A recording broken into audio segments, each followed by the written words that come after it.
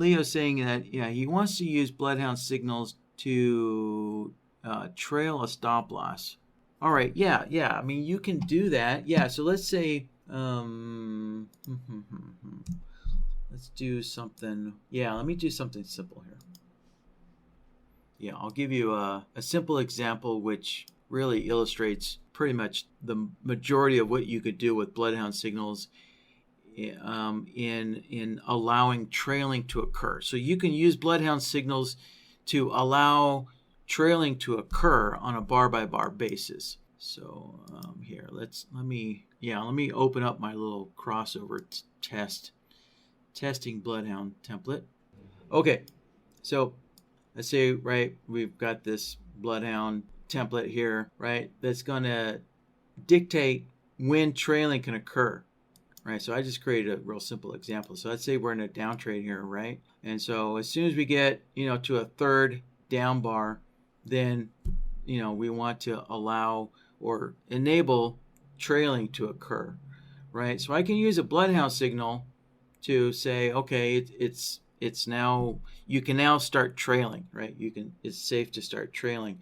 But BloodHound's not going to set the price of the stop loss here, right? It's just the BloodHound signals are just a permissive to do something.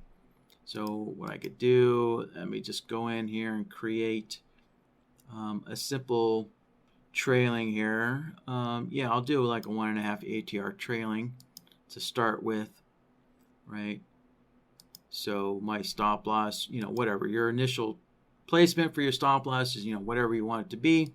And then in the trailing here, what I'm going to do is go into the trigger and select my BloodHound signal as the trigger mechanism. And so there's my BloodHound template. And now my logic template. I want the 3-bar one, and this 3-bar one is it's actually generating signals in the direction of the trade, right? So I need to change this to in same direction there. Now the action, right? The action is the action is what actually sets your stop loss price. So you can see that there is no BloodHound signal as an option to set your stop loss price.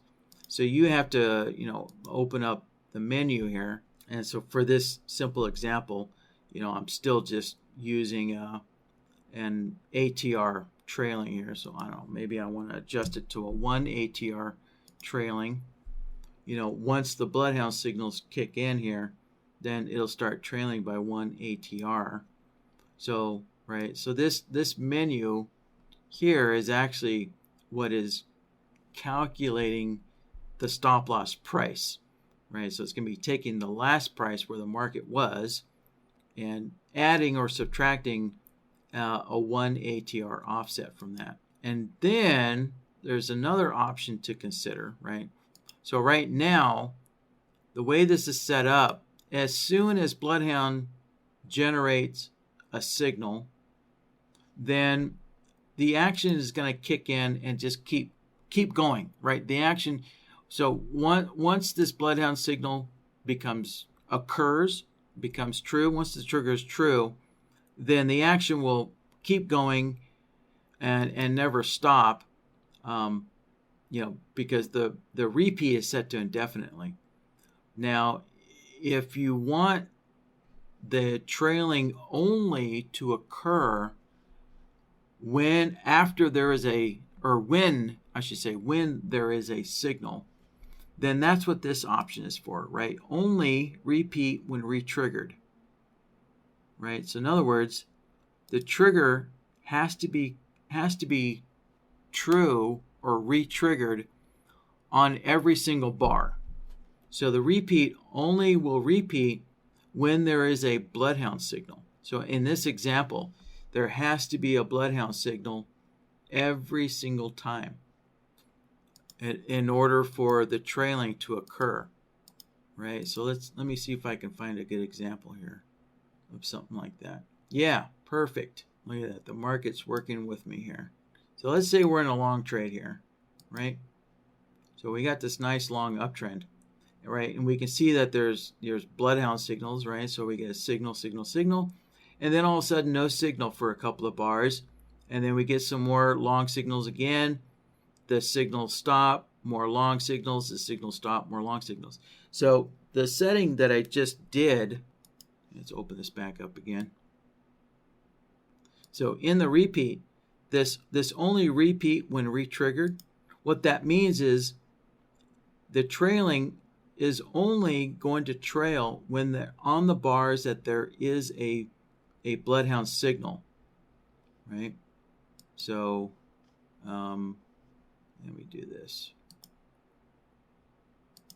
There. Right. So let's say our stop loss, we go along here. Right. Let's say we get our long signal right there. And so our stop loss gets kicked in. And our stop loss is just going to stay there. Right? It's just going to stay there until we get a BloodHound signal. And then all of a sudden we get a BloodHound signal. So boop. Our stop loss trails up. Our stop loss trails up again. Well, actually our stop loss is probably way up there. And our stop loss, let's just say our stop loss trails there again. Right? And then it stops. The stop loss stops trailing until we get more BloodHound signals. And then again, our stop loss starts trailing, and then it starts trailing, and then we can see finally, right, our stop loss would get hit right there. So, right. So maybe that's what you're after there, Leo, is this using BloodHound signals. Using BloodHound signals, as the permissive, right? As the condition that says you can move the stop loss on this bar and this bar only, right? So that's I guess that's another way of rephrasing this.